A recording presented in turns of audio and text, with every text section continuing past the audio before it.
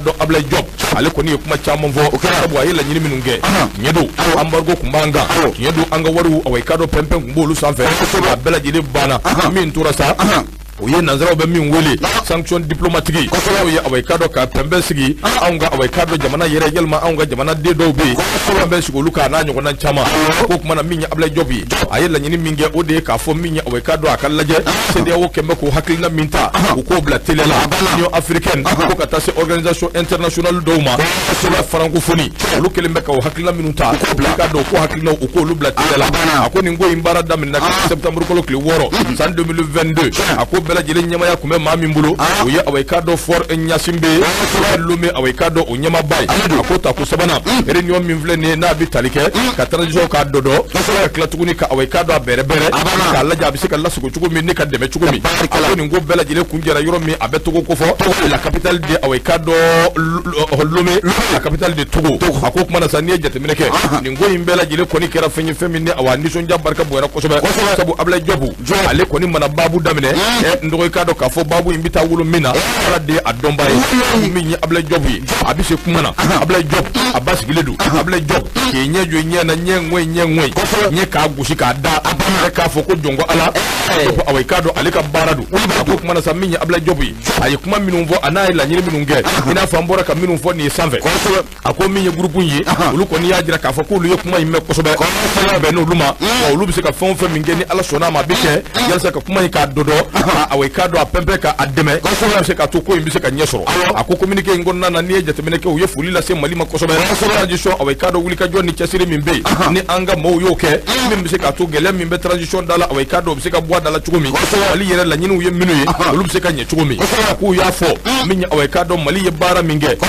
ni ala code électoral o bara o nyena minya awaikado autorité indépendante de gestion des élections o wuli ka joni chasiri minumbi sina o fana nyena ye conseil national de la transition CNT do farala mi na fara ko bike o masina o fana o min besina o fana fe minni alhamdulillah ako beka boy minya awaikado ni jatemineke awa fere ani dabalu anga constitution ka seka alaje awa bara do buluda o srafe o seka nya chugumi o besina la jele fe minni awaikado transition yoke ko jara ni ma ko fole no elu me jamana ka no eta si blake ka nyeshi awaikado anga transition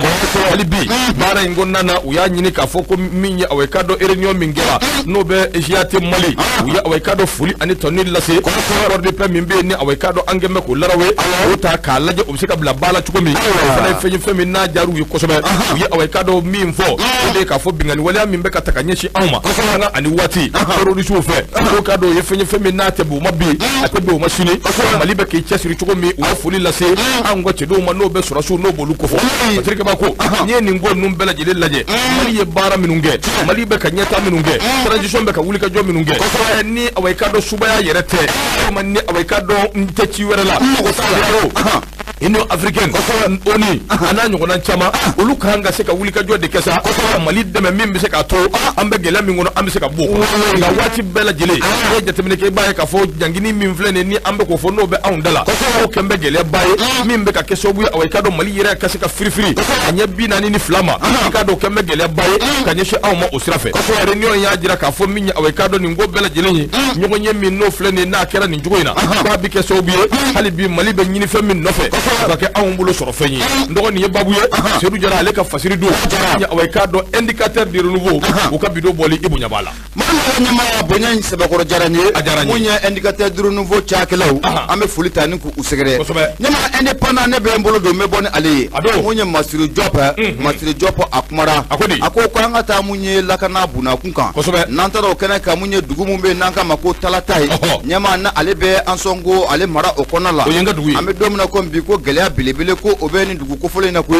gamunye jakulu mumbe nanga mako MSA Patrick Baga Falano do be Masiri Diop no ba ale ko fo akwa me domna ko bi MSA olu ko ntaru use woni kata abladuina munya anga armée o ka susili o temano ko faka boy e ka tusigiya subhanallah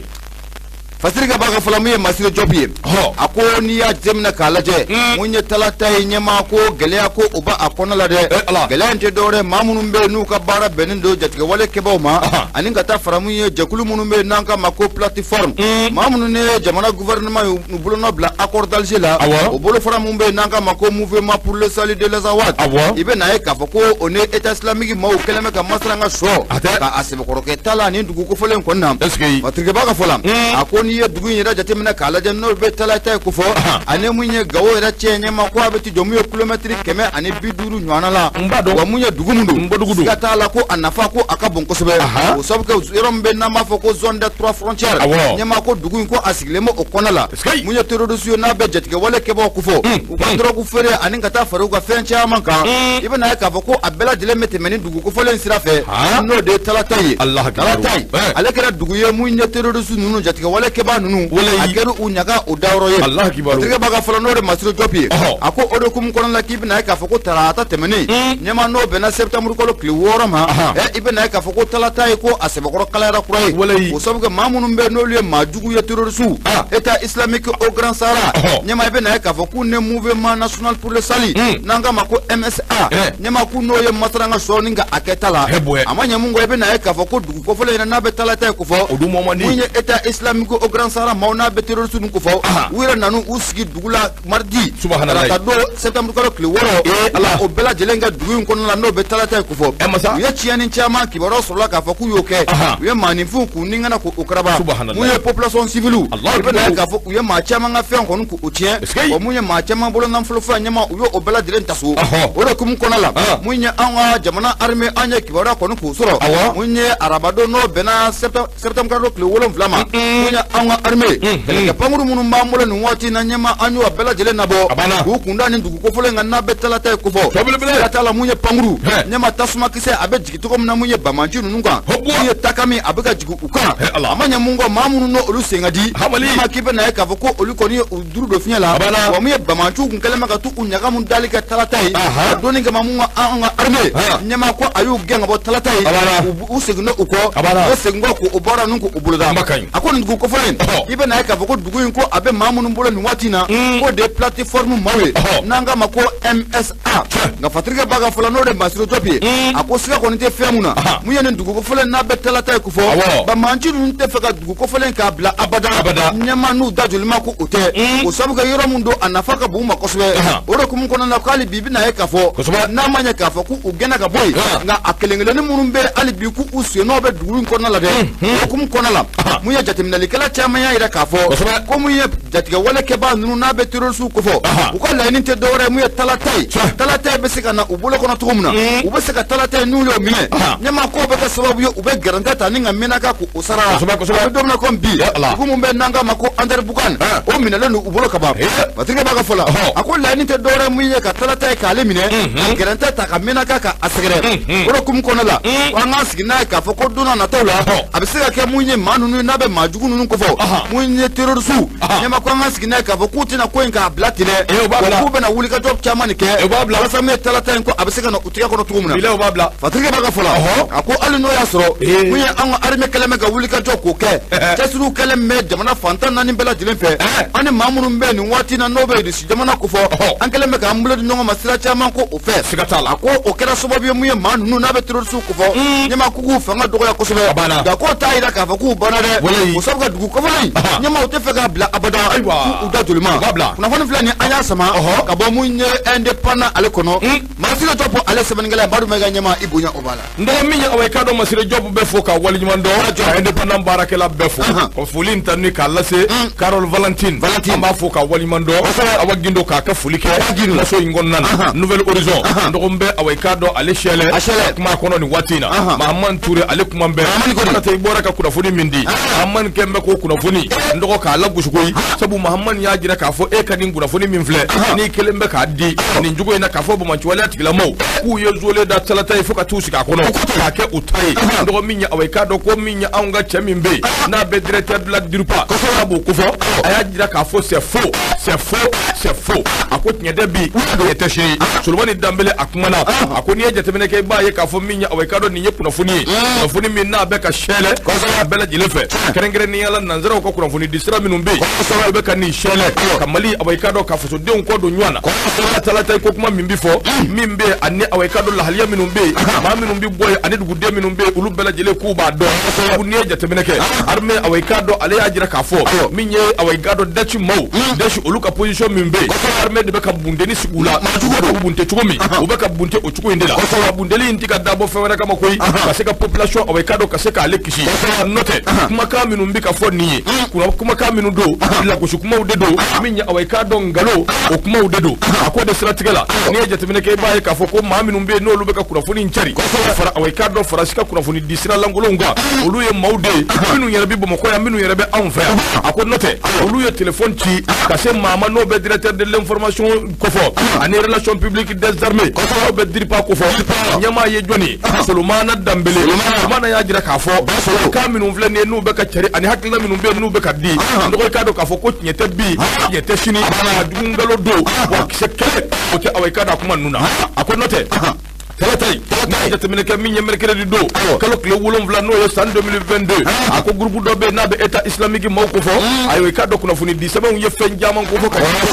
sabu kuna funi imbe ka di chukombe wati do be ke abijira na ko bo ma chwale atikila mo yere damo ko de binywana wati do be ke abijira na ka fo bo ma chwale atikila mo ulu ni ayo ka do aunga maminu be no be gacha mako fo ko de binywana wati do be ke kuna funi dila do bajira ko minye bo ma chwale atikila mo ko ulu ni ayo ka do aunga armée ko ulu de binywana mai ngoni bo paponi adunga boyoro baka chaya kosoba ga shiti ta kurafoni sungoro kata nyini ngalike nya awekado menda nyi mentigilai tinani ma mimvo bo manya ndo domba laje do fiede mo Solomana Dambele mimbe baraka dirpala ale mimvo aminu yefuso doyi yedo ngalo do on bishele on nofe soro ka to nyi akokuma na nieja temeneke Solomana ya jira ka fo wachi mina kibari ko ni dira jira la ka fo minya armée abishon kosoba je di do kalo Chegi no septembre kaloy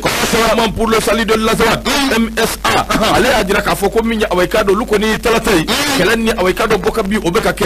abu awekado groupe de soutien à l'islam et aux musulmans association ko fa uno lu karim bi nywana ndoko ni mbela jele popa pona dunga bodela arme ko ni wuli ka joke sabu numbe kele fenvena arme ajira ka fo bela jele meka keleke talatay adugu yere kononate me akerefe obeka kelen nu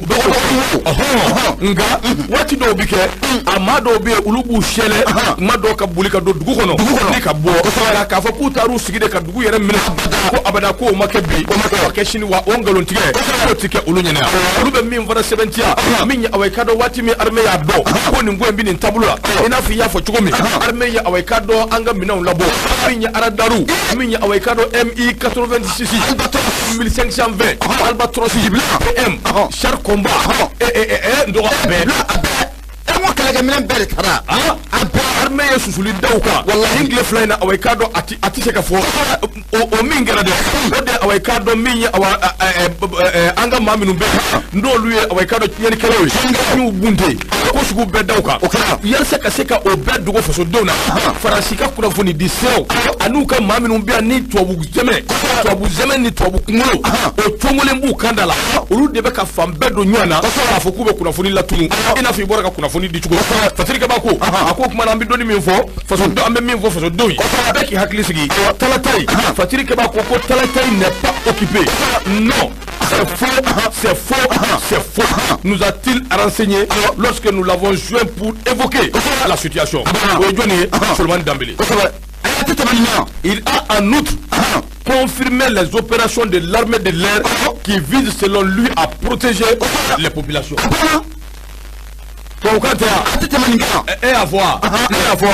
Munananga fo nyama uye minvo anti daw fo kalo mawela ni femoro minvo ambe fo ni tro la baramuna c'est ça maniko de yo mimbi fo mawero fede anso ne mbode andambode la onyama yele kam mawbe minvo anti ngambola ni jefe ute de mefene aywa ite de ma bara fene kono afle de ko yo na kono de ay vraiment ite de ma kono ala ka ni sababe mo fana naw minye ko mbi chuko mina donne do so do de ke mama touré ndo nouvelle horizon ni aka babuye o ka bido boli ibu jabala nyama bonya asibakoro jarani no ta ye talata e korofo mfo nyama kuma isibakoro challenge achara de ni wati labaina fan jumane beka sobe akiba fo min gera 2012 konna ga woni kidal ni tomatu no mina chuko ko o wole de beka na hali bidon ka keso buye ka mo la sira bon o de problème o bara be singa o bara de be singa ala kan ni sababe ala kan kishu toro bismillah ala kan nyaka dama amin ya rabbi nouvelle édition ne be mbolo do mebon ale munye toguna atrawle akumara nyama ni ye kibara dumai mali ne gine konakiri nyonche ibe na ye kafo ko an keleme ka mbolo do nyama wati temuno na sira chama fe muye mamuna be gine masagala bino de be dumia kofo ane mamuna be mali masagala bino de be colonel Ashim Kuita kofo ni mfla bela jele surasi we na ye kafo ko nunga ye taw ye kelene mali ne gine konakiri nyama ni ye mali ka faga muye gine ibino ore sura akonala ore kum konala kibe na ye kafo ko muye gine konakiri ka ko ministre mumbe no ka bara nesno do gine konakiri ane jamana wora konyo nyana bolima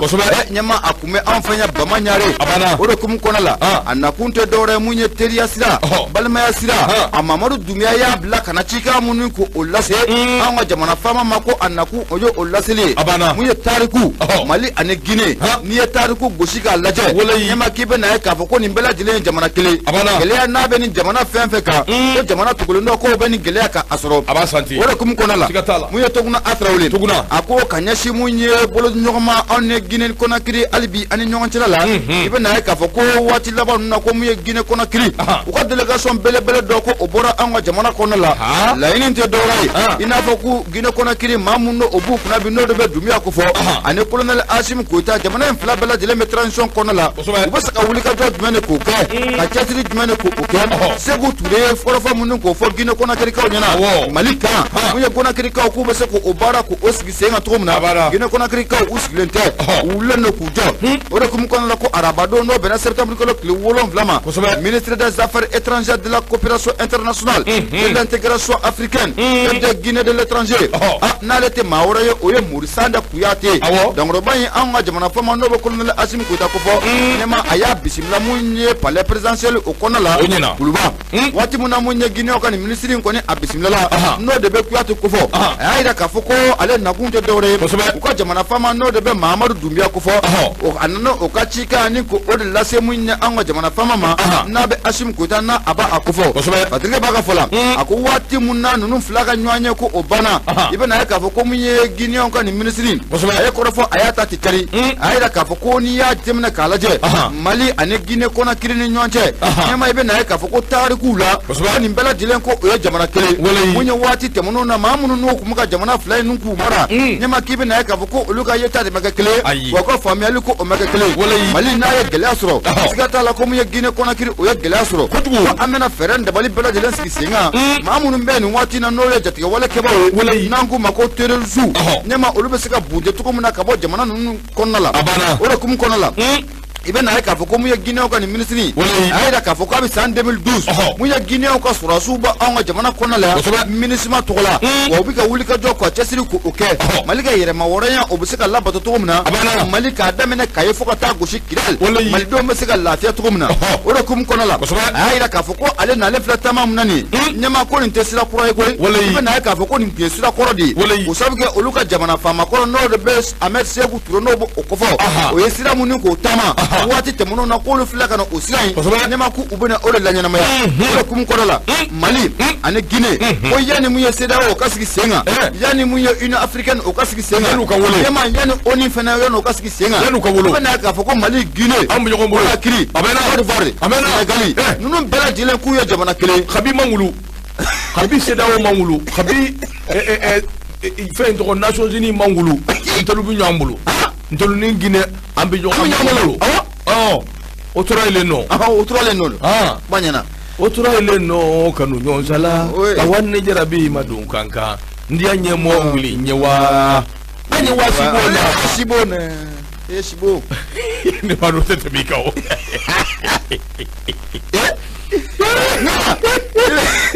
no tete bika tibilanga ta no togla atrawle ayda k'a fɔ an bɛ don min na comme bi ni jamana faama fila bɛɛ lajɛlen n'o de bɛ colonel Mahamadu Dunbiya ko fɔ ka fara anw yɛrɛ ka dankɔrɔ bɛɛ kan n'o de colonel Hashim Koyita ninnu fila bɛɛ lajɛlen ka hakilinata o ye kelen ye Guinée bɛ se ka lafiya cogo min na wa mun ye Maliba fana ko a bɛ se ka lafiya cogo min na nafolo filɛ nin ye an y'a sama ka bɔ nouvelle horizon ale kɔnɔ Tokunna A Traoré ale sɛbɛnnikɛla ye Madu Mayiga ɲɛmaa i bonya o b'a la n'o tɛ Guinéenw ka dɔnkilidala dɔ tun bɛ yen ko Seguba Fatako n t'a dɔn n'o bɛ yɔrɔ min sa o Seguba Fatako Seguba Fatako ale tun bɛ Guinéenw ka dɔnkilidala don ni Guinéenw tulo bɛ na o b'a dɔn aw ka génération tɛ quoi ayi non hali ne filɛ ka Otoro ye min da kana fɔ an bɔra Otoro ye kalama koyi o kuma Seguba kuma na Otoro ye da n ko i sigilen fo nɛnɛ bɛ ka i sigilen na Alahu akibaru e ka nɛnɛ ko tɛ dɔɔni baba dama i ka cɛ ala cɛ kana foyi fɔ yan kana ni baba bila ɲɔgɔn na kana foyi fɔ yan Maramba a fama n'a ka musique lamɛn ma Maramba wa maa ti fama ale ma o a y'ale kunu ɲa ye bɛ k'a ka vidéo lajɛ o cɛ awɔ Maramba kɔni maa ti fama ale ma n tɛ fama ma mais i jɔ sa tiɲɛ yɛrɛ la e ka Maramba ko in y'a jumɛn ye a jumɛn cogo di a dɔnkili de ka di ye wa ou bien dɔnkili de ka di ye wa ou bien dɔnkili de ka di ye dɔnkili de ka di ne ye ɲɛ b'a la n kɛn t'o ye koyi a ka dɔnkili jumɛn ka di ye a ka dɔnkili duguli kɛ a duguli Mamu awɔ o de ka di ye o de ka di ye o clip de ka di ye mais Mamu yɛrɛ kɔni tɛ clip de ka di ye Mamu yɛrɛ kɔni tɛ Mamu fana bɛ se ka diya ne kɛ o kuma jugu don ne m'a f'i ye kuma jugu don clip de ka di ye o clip de lajɛ n kɔni bɛ min f'i ye n'o nisɔndiya Abusi ka lasasi dɔ bɛ yen o ma deli ka labɔ fɔlɔ a b'a nettoyer de k'a da n'a y'a sɔnsɔn k'a susu k'a ci n dɔgɔ a fɔ o tɛ kelen hali puciri jɔlen a bɛ tɛmɛ n'a ye ala k'a ɲɛ ka d'a ma Alahu akibaru i to Abusi Mamu na k'i pan tuguni o don i taara i bala maa wɛrɛ la tuguni cɛ n'o i ka ko bila ma ala k'a ni sababa bɛɛ n dɔgɔ an bɛ taa an ka taa indicateur diɛrɛ nouveau an b'ale ta cɛw ni awai ka dɔ Ibrahima Diallo an b'i fo Carole Valentine k'i ni cɛsiri sabu ale bɛ ka kɛriw bila dɔrɔn bɛɛ bɛ ka kɛriw bila an y'o de fɔ an ka page in kɔni an t'a dɔn an ye min kɛ maa la n'o tɛ u bɛ ka an gosi o k'an gosi diɲɛ don o don Facebook bɛ messagew ci k'a yira n na tile 3 an ka page u b'a jɔsi yalima tile 4 ne ko n k'a kɛra baara ye n ko an ye mun kɛ ala la sa wala juguya bon n'i ka Mamu ko in tɛna k'a ye mɔgɔ tɛ ko cogo dɔn ayi dɛ kana k'o ye dɛ bon ne ka Mamu ko Alahu akibaru i y'a ye wa Musa Fanjɛ filɛ ko Seguba Fatako est décédé en 2011 ko kɔni t'aw tile maa min taara depuis 2011 an y'a ka dɔnkili mɛn Alahu akibaru ala ka hinɛ a la ala k'a dayɔrɔ nɛɛma walayi kosɛbɛ c'est de la nature des petits Traoré ndɔn bɛ taa an ka l'indicateur an b'ale ta ST ale kuma bɛ ST ko dɔgɔ an ka taa an ka dugu min bɛ yen n'an k'a ma ko Turungunbɛ yɛlɛ ni an ka ɲɔgɔn ɲininka mun dun kɛra Turungunbɛ mun bɛ Turungunbɛ dugu jukɔrɔ a k'a dɔn n'o bɛ mankan bɔ waati bɛɛ lajɛlen Turungunbɛ n'a kɛrɛfɛ dugu bɛɛ lajɛlen dabu ye nka sunɔgɔ tu ye ban kabako ma nin ɲɔgɔn mɛ ma deli k'a ye ko si ma labɔli kɛ san joli joli anw bɛ Mali kɔnɔ nin y'a siɲɛ fɔlɔ ni yalima awɔ i k'a dɔn anw ka nin kibaruya ninnu mɛn nka Fasirikɛba ko k'a bɛ waati jan bɔ nin ko in bɛ nin dugu in na n'a bɛ Turungunbɛ ko fɔ a ko sisan a bɛ ɲini ka san 1 bɔ mankan in bɛ bɔ sanga ani waati n'a ye guruguru fɔ n'a ye birikibara fɔ awɔ i k'a dɔn dugu jukɔrɔ Turungunbɛ k'a bɛɛ lajɛlen u bɛ taa yɔrɔ min u t'o dɔn sabu mankan in ka bon o ye bonya da ye Cercle de Nioro Turungunbɛ yɛrɛ b'o de fɛ a ko nin mankanba in bɛ bɔ dugu de jukɔrɔ a ko nin ko in kɛra fɛn min n'a ye maaw kamana gɔngɔyi ale siratigɛ la min ye awɔ i k'a dɔn mois de juillet san 2022 min ye awɔ i k'a dɔn a ye mankan dɔ bɔ mankan min kɔni kɛra sababu ye ka maa bɛɛ lajɛlen siran bɛɛ dabali ban min ye population ye olu kɔni ye wuli ka jɔ kɛ ka se anw ka jamana faamaw ma ka ɲɛfɔli k'u ye ayiwa n'aw ma wuli k'aw jɔ ɲɛ don mantiwaleya tigilamɔgɔw bɛ kɔrɔn fɛ ɲɛ don cɛmancɛ in sɛbɛkɔrɔ ɲaminɛ nka anw ta ye min ɲini ka k'an bolo ko dɔ ye dɛ sabu min ye awɔ i k'a dɔn anw ka mankan a bɛ bɔ dugu jukɔrɔ de n'i y'a min i b'i maa kɛlɛ ɲɛ b'a la de o fɛn min bɛ bɔ dugu jukɔrɔ mun dun mankan kelen don mun de bɛ ka nin mankan in bɔ i k'a dɔn anw ka dugu jukɔrɔ n dɔgɔ o fɔlɔ jamana faamaw m'a bila dagirindala kɔnɔ olu sina ka awɔ i k'a dɔn anw ka dugu jukɔrɔ baarakɛla minnu bɛ yen n'u ye dugu jukɔrɔla kalan k'a dɔn k'a dɔn nakari n'u bɛ wele ko géologue olu kɔni direction min bɛ yen n'a bɛ direction nationale de la géologie et des mines b'o ko fɔ olu b'aw bila ka taa awɛkadɔ jumadon kalo tile 2 n'o ye utu kalo ye olu kɔni taara ka taa sɛgɛsɛgɛliw dabɔ n'u ye minɛn min turu yan k'o bɔgɔti ka taa dɔ wɛrɛ turu yan fɛ k'a don k'a bɔ ka bɛɛ lajɛlen lajɛ awɛkadɔ olu nana mun ye u y'a jira k'a fɔ jaja min ye turunkunbɛ ye n dɔgɔ a sigin bɛ yɔrɔ min yɔrɔ in dugumala n dɔgɔ i k'a dɔn ji b'a kɔrɔ a ka bɔ hakili ma ji ji bɛ ko in kɔrɔ a ka bɔ hakili ma o ye bɛ taa de burukutu donc ji in de bɛ mankan bɔ dugu jukɔrɔ o mankan bɔli ji in ni a commencera ka ja dɔ ka bɔ a la n'a bɛ ja ka ja de ja a dugu jukɔrɔ ye fara modèle dɔw de fana bɛ yen o ye fara lahawtaniw de ye ni ji jara ka taa k'olu to dɛ olu fana de bɛ kari n'olu karila olu fana bɛ bin dans le vide ne kɔni ninnu ka tubabu ko dans le vide ça fait anw bɛ min kunna yan vide bɛ duguma wa dɔwɛrɛ bɛ yen awɔ k'o faraw de bɛ taa ten tule ne yɛrɛ t'a dɔn olu taara yɔrɔ min ɲama nin b'an ka kɔgɔjiko teliya koyi wa ndɔgɔ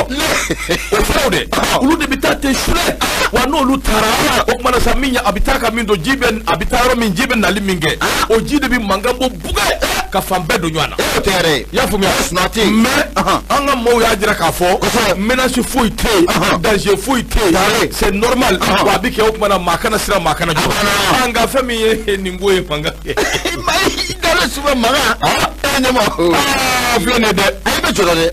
kosɛbɛ ko après les recherches celle-ci a révélé la présence d'une nappe phréatique dans le sous-sol du village et lorsque le niveau d'eau de cette nappe diminue des espaces se créent et des roches se brisent puis tombent dans le vide. Ce qui provoque le bruit assourdissant explique les géologues. Mais elle rassure qu'il n'y a pas de risque pour le moment et que les recherches continuent. Ko risque foyi tɛ yen recherche bɛ ka continuer an ka dugu jɔyɔrɔla in fɛn bɛɛ bɛ Mali kɔnɔ yan an bɛ dugawu de kɛ Ala k'an ni sababa bɛn ɲɛma mun ye maa dɔw bɛ yen minnu ye ɲininkɛlaw ye ma hɛrɛ ye ɲininkɛla dɔ y'a jira k'a fɔ ko mun ye an ka jamana in a sigilen bɛ ji mun da la ko san n'a nataw la k'i bɛna kɛ diɲɛ bɛɛ lajɛlen mago bɛna jɔ a la an ko k'i bi sisan yɛrɛ diɲɛ yɔrɔ dɔw bɛ yen jiko yɛrɛ ye problème ye anw ye taali min kɛ Congo an bɛ essence san cogo min yan olu fana bɛ taa ji ɲini ten n'a kɔgɔji ni fɛnw de b'olu fɛ ji bidɔn de bɛ lasara ka bɛ se k'a sɛbɛntiya o bidɔn de b'olu bolo yen ɲama bɛna mun f'i ye anw dun ji naturel b'an bolo an b'a kɛ ka mobiliw ko an b'a kɛ ka motow ko a ji ka di a ka timi problème t'a la anw kɛrɛfɛ jamana dɔw bɛ an tɛna jamana tɔgɔ fɔ le pays la est riche n'i taara ni anw ka ji ye ɲama ni ji ma ban a jamana kɔnɔ don nɔrɔma kutubu fari la baba ko merci k'u bɛ na ni kɔgɔji ye Ala k'an ni sababa bɛn ami i bɛ taa turunkunbɛ yan i bɛ taa ayi ni yɛrɛ jɔra n bɛ taa ayi taa sa ayi yɛrɛ mun b'a la nin ye n dɔgɔ taa turunkunbɛ turunkunbɛ ka di ni yɛrɛ a mankan in fana tuma dɔ la ma o fana c'est pas n ko ye ko in bɛ yen nin ne mankan in jɔra waati min na ɲɛma an bɛ taa ayiwa baasi tɛ indicateur du renouveau Ala k'an ni sababa bɛn ami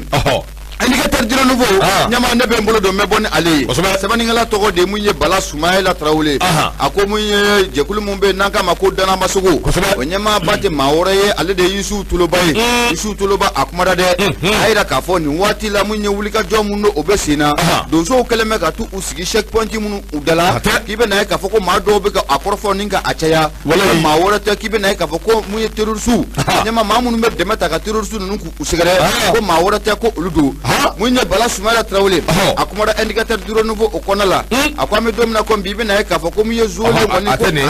Segu Jara ko ale bɛ yen de ko c'est vrai a bɛ komi ale bɛ Congo de Congo jiko in ne n taara Congo k'a ye n y'a jiko ye n ka gɛlɛn koyi Alahu akibaru a banna e ka cɛ nana Jibril Ture a nana ni Jibril kɔni nana ni n ko ayi ma nana dɔrɔn i kan k'o tɔ faamu a banna ne Jibril kɔni nana ka ban Jibril nana a banna n y'a faamu ɲɛma an bɛ taa bisimila mun ye Yusufu Toloba ye Yusufu Toloba a y'a jira k'a fɔ ko a bɛ nin kana waatinin bɔ i bɛ na ye k'a fɔ ko ŋunuŋunu kuma u cayalen don fantan naani bɛɛ lajɛlen fɛ jamana kɔnɔ ŋunuŋunu kuma minnu ni maa dɔw bɛ k'a jira k'a fɔ donsow kɛlen bɛ ka t'u sigi mun ye check point minnu kunna ko donsow ka wuli ka bɔ o check point kunna mun ye Yusufu Toloba ye a y'a jira k'a fɔ nin kɔrɔfɔ in a bɛ bɔ maa minnu da kɔnɔ ko siga t'a la ko terroriste k'u dɛmɛlikɛlaw de don wa mun ye laɲini tɛ dɔwɛrɛ ye olu bɛ se ka sira kɔni ka a bila cogo min na u bɛ se ka taa terroristu ka taa balo ka taa du ma cogo min na ani ka taa terroristu ɲɛma ka taa kibaruya kɔni ka taa a du u ma o de hukumu kɔnɔ la i bɛ na ye k'a fɔ ko an ka jamana a cɛmancɛya bolo fɛ kabi kɛlɛ in kɔni daminɛna kɔrɔnfɛn fan fɛ ka n'a bila mun ye a cɛmancɛ bolo fɛ mun ye milisi caman ko o sigira sen kan a sigikun tɛ dɔwɛrɛ u bɛ se k'u yɛrɛ ka dugu ko k'a lakana cogo min na o milisiw bɛɛ lajɛlen la ɲɛmaa de ye Dana Ambasago ye nin waati na mun ye u ka chef d'état major n'o de bɛ Dana Ambasago kɔfɔ mun ye Amadu Toloba Yusuf Toloba a yɛrɛ k'a fɔ nin waati laban ninnu na ko wulikajɔ ko bɛ sen na o sabu kɛ mun ye armée montée en puissance Yusuf Toloba y'a yɛrɛ k'a fɔ nin ko ɲɛdimi don kɔnɔdimi ko o tɛ ani an bɛ don min na ko bi ni ye jamana yɛrɛ cɛmancɛ bolo fɛ a bɛ na ye k'a fɔ ko mun ye san kɔni ko a nana kosɛbɛ wa mun ye jiw ye ko a yɛlɛla kosɛbɛ ko o kɛra sababu ye mun ye terroriste ninnu n'a bɛɛ jatigɛ wale kɛbaa ninnu kofɔ ma k'u sen kan kɔni ni ka a sɛbɛkɔrɔ dɔgɔya mun ye yɔrɔ kɔfɔlɔ ninnu na o de kumu kɔnɔ la mun ye Yusuf Toloba ye a yɛrɛ k'a fɔ nin ye waati ye waati mun na an kan k'an jɔyɔrɔ ni ka a sinsin kosɛbɛ o sabu kɛ mun ye terroriste ye u bɛ wulikajɔ la nin waati na yɛrɛɲini baaraw ko o bolodalen don u fɛ jiw fana ko o yɛlɛlen don o de kan ka kɛ waati ye mun ye armée ani ka taa fara mun ye Dana Ambasago n'a ɲɔgɔnna bɛɛ lajɛlen kan yɛrɛ ni dabali bɛ se ka sigi sen kan cogo min na ka position ɲɛnama ni k'o sɔrɔ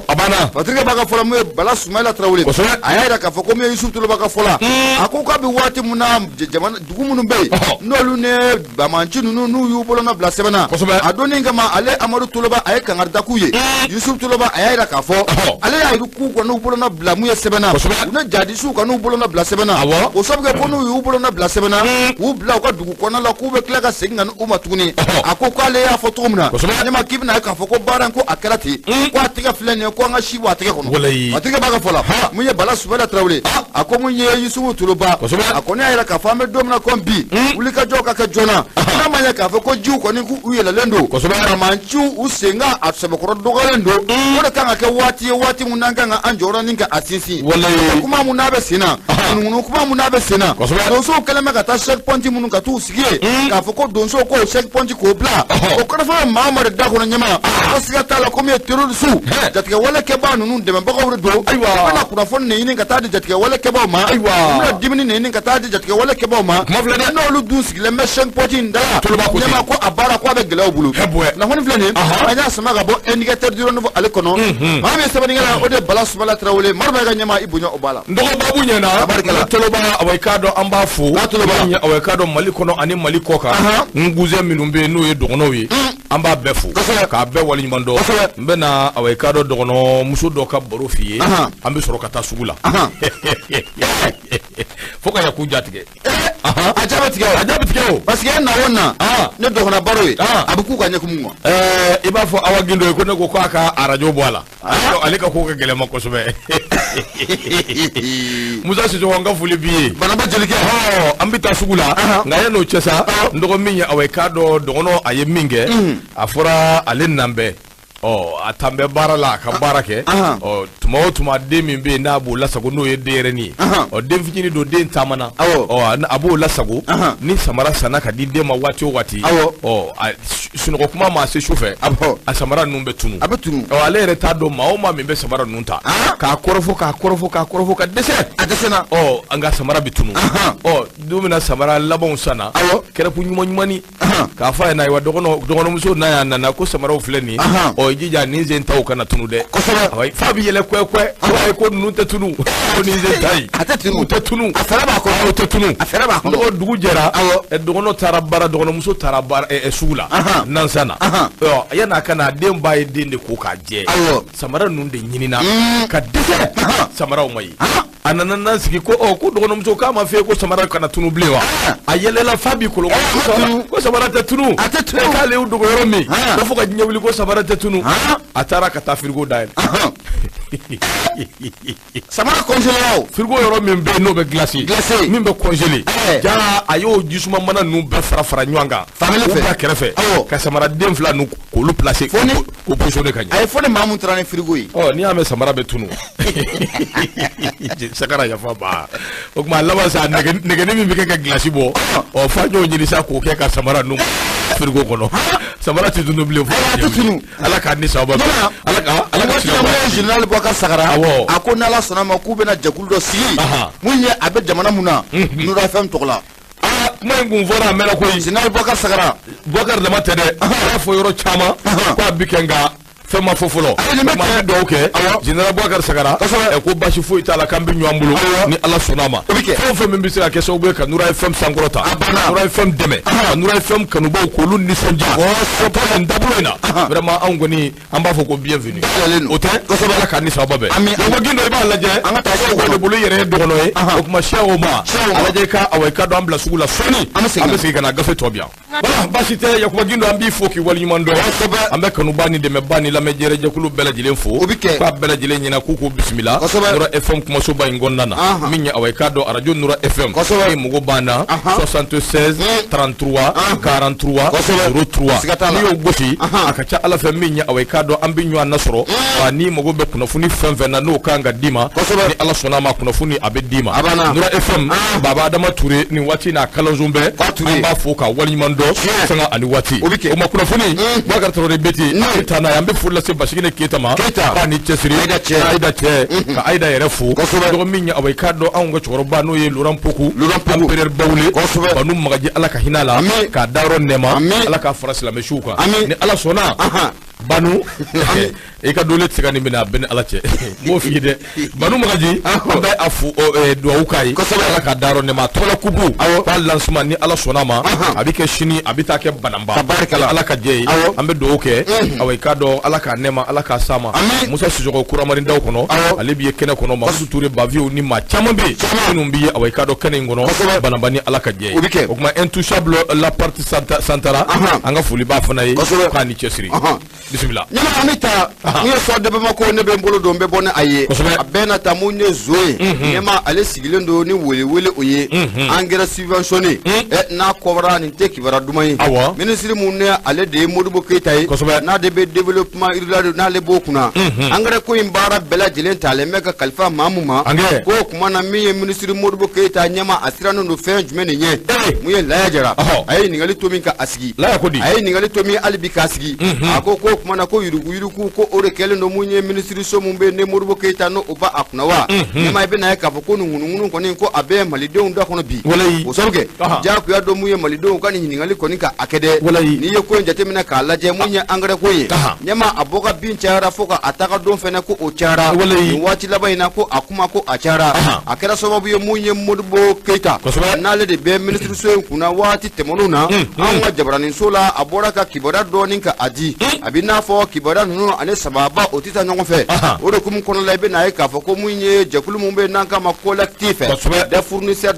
d'intrants agricoles ɲɛma n'o bɛ engrais nabaw kɔfɔ jamana kɔnɔna la olu kɔni bɔra mun ye minisiri Modibo Keyita a ye kɔrɔfɔ mun ni ka a sɛlɛ an ka télévision nationale la ni ka a caman ni k'o nkalontigiya o de hukumu kɔnɔna la k'i bɛ na ye k'a fɔ ko malidenw bɛ ka ɲininkali damadɔ k'u yɛrɛ k'u la bi nin ko in kan a malidenw bɛ ka ɲininkali jumɛn de k'u la ɲɛma k'o de ye juru mun n'o kun kan ka sara 2019 n'a bɛ engrais fournisseur ninnu kofɔ u ka juru mun n'o kun kan ka sara 2019 k'o kuma na ko juru in ko a sarala de wa walima a ma sara nin ye ɲininkali ye o fana tɛmɛnen kɔfɛ ka bɔ yen subvention mun n'o kɛra san 2021 ɲɛma ko o ko in fana ko a bɛ taabolo jumɛn o la ɲininkali sabanan ko kun jumɛn na mun ye Modibo a ye yɛlɛmali yɛrɛ don mun ye nin engrais ko in na ɲinɛ san kɔnɔna la bɛɛ lajɛlen ye ɲininkali ye malidenw bɛ ka ɲininkali mun ni ka a tɛmɛ yɛrɛ la an bɛ don min na ko bi matigi b'a ka fɔ la a ko ɲɛma waati dɔ la mun ye kumabaliya a ka fisa kuma ye i bɛ na ye k'a fɔ ko mun ye Modibo Keyita a ye tɛmɛli min kɛ mun ye ORTM na n'o bɛ an ka jabaranin soba n'o o b'o kofɔ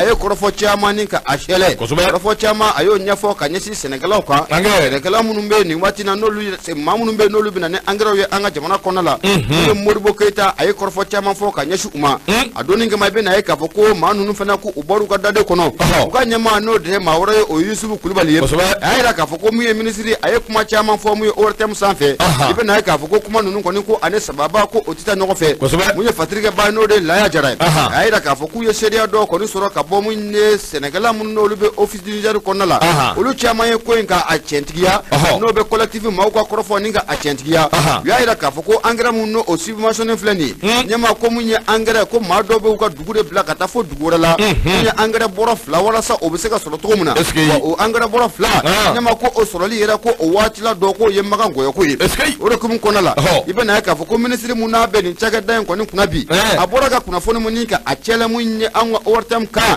nyama munye Sénégal mun no be office du Niger la olu bora ka ministre ko ninka akani koro fo ninka agalontiya o de kum kono la munye fatrike bay no de bel la ya jada ko fo akoko nga nganyira hininga munye ministre Modibo Keita atosano no ka chia jumane ko fo mali do nyina fe jumane dugule meni angana ko inkuno ka boninka anya fo mali do nyina munye fatrike bay no de bel la ya jada ko fo akwa mi domna kompi na manya ka fo ko jamana fama no de be colonel Ashimi ko ita ko fo kata fara munye ministre mun no be premier ministre la bi interimuna no de be colonel Ablaye Maiga no ba ale ko fo uluka laini to dore wuli ka jo ko to dore mali kura baro ko be se ka sabati to muna ganana na ye ka fo ko ma do ko nimbi usengola la munu muga mali kura bara nyama ninka atraki munu muga mali kura bara ninka achie munu muga mali kura bara ninka ku sago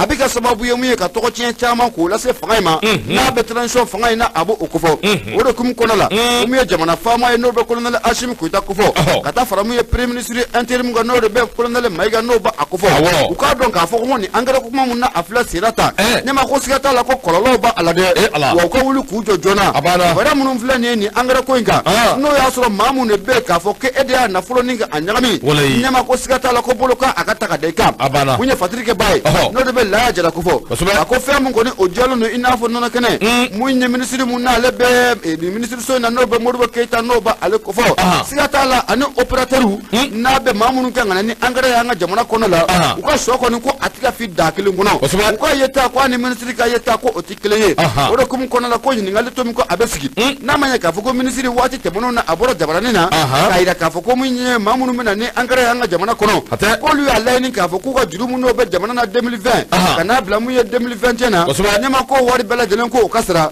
munye fournisseur ko ma o bora ka jabili ka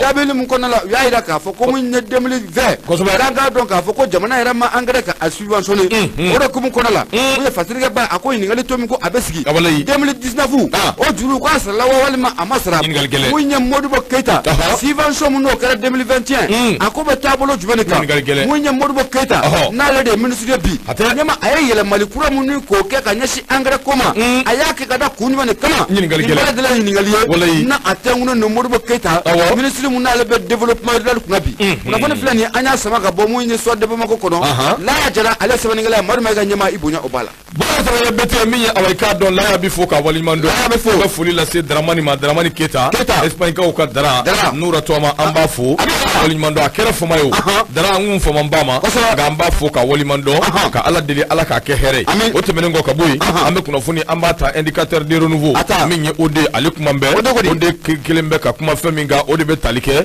anga sira nunu awai ka do be la haliam mena ko niya anga sira bo ta ku laje ibai ka fo kwati bela jele nimin ni sonjara nimin kontana yalma ni mi hakila ka fo ko doni ba leku o be wulika joke o bita anga sira o bito blessé abita like munga nya awai ka do sira nunu o ba se ba koro chie bode sira tigala société chama be minu ngoni be awai ka do bara sugu do ke o ngono ni shinembe oluma be tabu o kala halia anu ka tabulo e mi o ye fenye femi na man irlandais touré ki fo ka banya ko ne fo ka wali mando monami awai ka do monami nana afo shianta ay monami ko ni bifo o wolon vlay ndo ko mana sa ya fa ko bisabage monami mi ye ministre des transports ani infrastructure ko trata do kalo kle woro awai ka do ale wuli ka joke ka jo mi ngonna na awai ka do ango sira minum be ni boka bingele mba sira boka ma minum fe no be talike awai ka do suma pep ni suma jepu edem ani SMTD uluma wuli dama awai ka do bita dingetige dron chamanjo bitige wallahi dron bike sira bitige ni awai ka do dingewe dron yire ka abela jile laro ka betnye wallahi ko de sira tigala min ministry awai ka do ana ajenyogo ko sa bisika min fo directeur sake ana jenyogon o kado ku ye wuli ka joke o mi ngonna no utara ka tu nyeda e kado ni yoro ko fule nunga sira minum be no lu nyenedu ma minum be no be ji baraw ko baraw communication ana nyogona chama minya o kado uluko ni de kembe sabuye anga sira nunga se bokoro chie ma minya o kado nyama ye wuli ka joni chesiri minge ere de tara nu ye keneka ere kata laje o kado be ka nyeni minta ni ka nyeshi o kado moma ministre de transport ale na ka delegation ana ka cabinet de matte ko nu fana fara yɛrɛ kan aw bɛɛ kana n'a ma ɲɛ k'a fɔ a tiɲɛni bɛ aw bɛɛ nɔ ye aw yɛrɛ b'a dɔn ko in bɛ taabolo min kan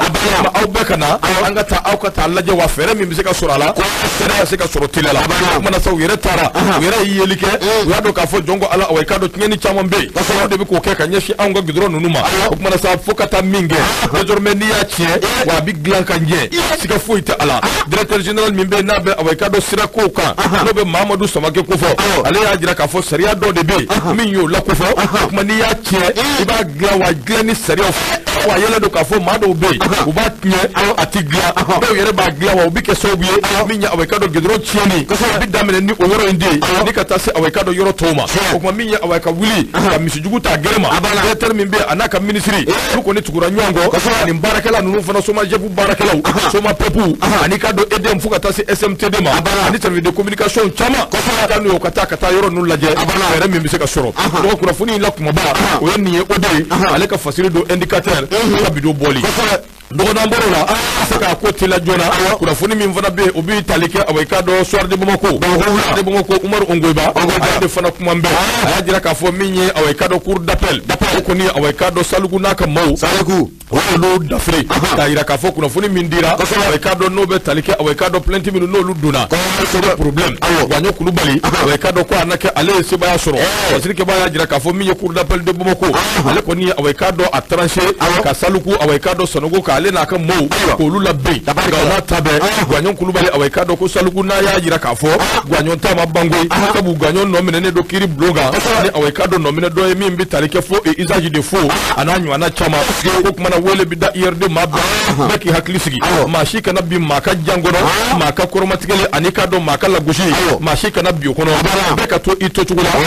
sɔrɔ ma kiiri tigilamaw bɛ k'u ka baara kɛ a kɛcogo ɲuman na sabu olu bolo ko in kɛra cogo min na awɔ i k'a dɔn ani sariya ti bɛn o kumana min ye awɔ i k'a dɔn k'a bɛ militant fɛn fɛn bɛ yen n'o ye awɔ i k'a dɔn IRD mɔɔw ye minnu ye faamuyali kɛ awɔ i k'a dɔn ko ninnu na bɔ ɲagami ninnu na ka na u fara IRD kan n'o ye olu ka côté ye a bɛɛ lajɛlen fo sabu olu bɛ ka min lafasa Sumela ka hakilina Sumela Sise ka miirina ni Sumela ka wuli ka jɔ olu bɛ ka o de lafasa o kuma don n'a nataw la n'o jaabi fana kɛra min ye o bɛ na lase limanaw ma ka faamuyali sɔrɔ a la IRD Bamako min ye awɔ i k'a dɔn Umaru Ongoiba dɔgɔ nin y'ale ka fasiri ye u ka bidon bɔli o bɛ kɛ ka bi fasiru awɔ i k'a dɔn k'a datugu siga t'a la ɲama y'a fɔ cogo min na o bɛ kɛ ka bi fasiru kɔni ka a datugu o waati kelen na sa mun ye an ka karamɔgɔba ye n'o de bɛ Bayaku Jalo n'o b'ale ko fɔ Surakabugu kɔnɔ la an bɛ foli ta ni ka a sɛgɛrɛ a n'a ka denbaya bɛɛ lajɛlen k'a f'u ɲɛna k'u bɛɛ lajɛlen jalo kosɛbɛ nɔgɔ min ye Adamu Toye awɔ i k'a dɔn anw ka belebele don karamɔgɔ Toye farafinna belebele don Toye min ye awɔ i k'a dɔn ka bɔ Burukina ka na i sigi ba Maliba kɔnɔ ka maaw maa mago dilan mari kana lilayi kana law isabililayi Adamu Toye awɔ i k'a dɔn ka kalan kɛ k'a dɔn lakari an b'a fo ka waleɲuman dɔn sanga ani waati k'a Toye Adamu Toye min ye awɔ i k'a dɔn Burukina a dɔnnen don kosɛbɛ maa min ye yan fana a bɛ k'i seko ni dɔnko kɛ fantanw ye a bɛ k'i seko ni dɔnko kɛ dɛsɛbaatɔw ye maa min don ka misiri jɔ k'a di silamɛw ma mari kana lilayi kana law ka kalansow dayɛlɛ k'a di silamɛw ma mari kana lilayi kana law baara bɛɛ lajɛlen kɛlen kɔ ka ban Adamu Toye a hinɛ fantanw na a hinɛ dɛsɛbaatɔw la Adamu Toye an b'a fo k'a to waleɲuman dɔn k'a to ko ala ka an ni sababa bɛn ko ala k'an don ɲɔgɔn ye o kuma Adamu Toye ani foli ka kan n'i y'a kɛ ka ɲɛ a bɛ fo ko in bɛɛ tɛ dunun ni tama ye ko Adamu Toye b'a kɛ i tɛ kameraya nɔfɛ i tɛ dunduya nɔfɛ ayi o tɛ fo ni yɛrɛ taara bɔ a kan dɛ anw dun ye ɲininikɛbaw ye anw bɛ purukutu ka bɔ a kan waati dɔ an kɛ a haramu siga t'a la a b'i yɛrɛ wa y'a ye wa ko dɔ wɛrɛ bɛ bi wa juma o juma y'a ye wa jaa ko juma o juma fana ko dɔ bɛ yen a bɛ ko dɔ kɛ ka di silamɛw ma o don ko an kɔni ɲaamɛsogo kɔni n b'a f'i ye Yakubu ɲini k'a yɛrɛ fa a y'a bana de a y'a malati o ɲaamɛsogo ala k'i sara Baɲɛ Kɔnɛ awɔ nin waati in na ko mon petit awɔ Baɲɛ Kɔnɛ an ka foli b'a ye